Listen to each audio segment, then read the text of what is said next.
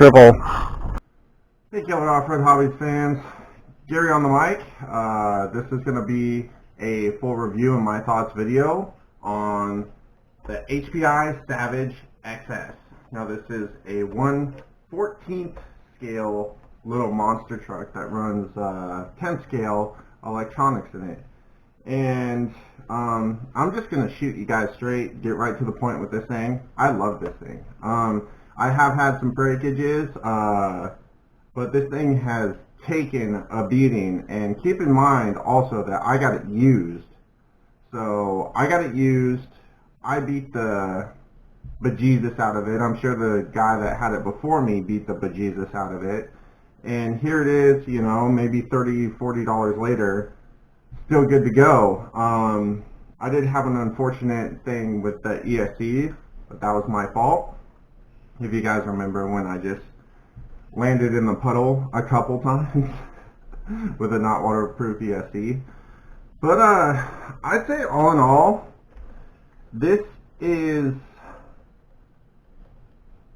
in the top 3 for sure of the funnest RCs I've ever driven. Now, like I said, it's got a heap of power, you know. One of the cons would be it is hard to control in the air. You know, it's so small and it's got so much power that just a little too much, you know, a little too much throttle, a little too much brake, and bad things are going to happen. But this thing can take bad things happening quite a bit. You know, I got it used. The only problems I had that were not my fault with the truck, it's debatable, you know, like I said. It's really hard with the throttle to get this thing to fly good and everything. But I've broken both front drive shafts and I broke one of the rear A-arms. And that's it. Out of all the tumbles and hard landings and everything I've had with this, you know, I've only broken 3 parts on it. Now, when you get this thing, the suspension on this thing is surprisingly nice. It's really good. It's dialed in really nice. It's set up perfectly for the truck. We'll go ahead and pull the body off and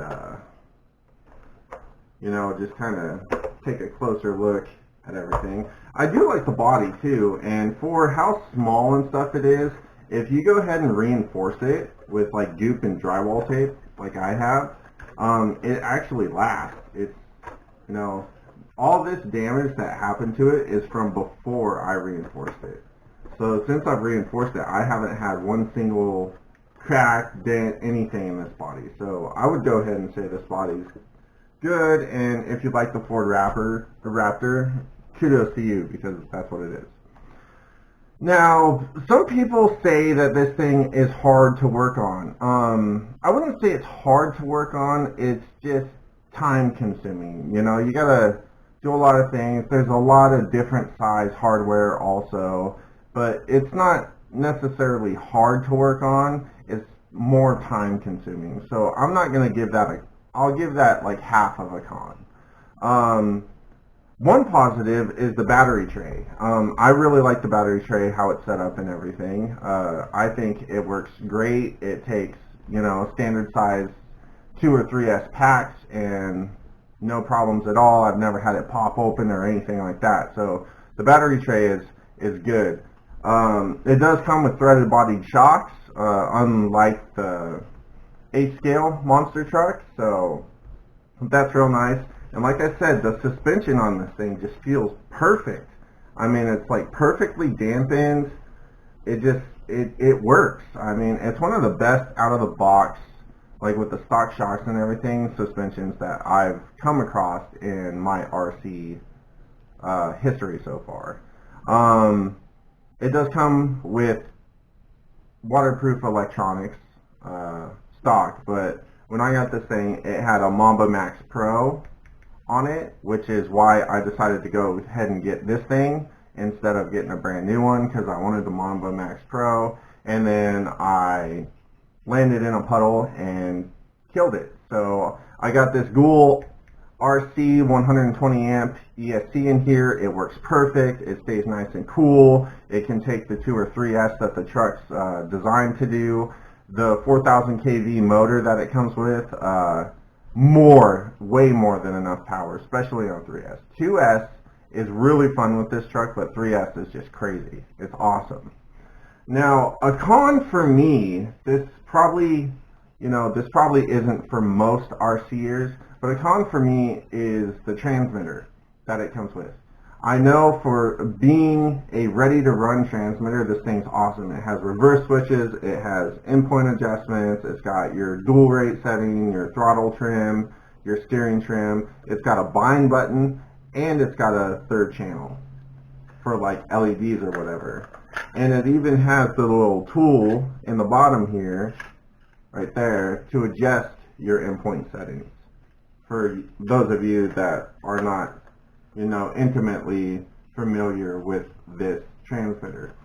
My problem with this transmitter is that I, for some reason, ever since I was a kid, I have always held my transmitters with my right hand and kind of cross my hands like this when I'm driving.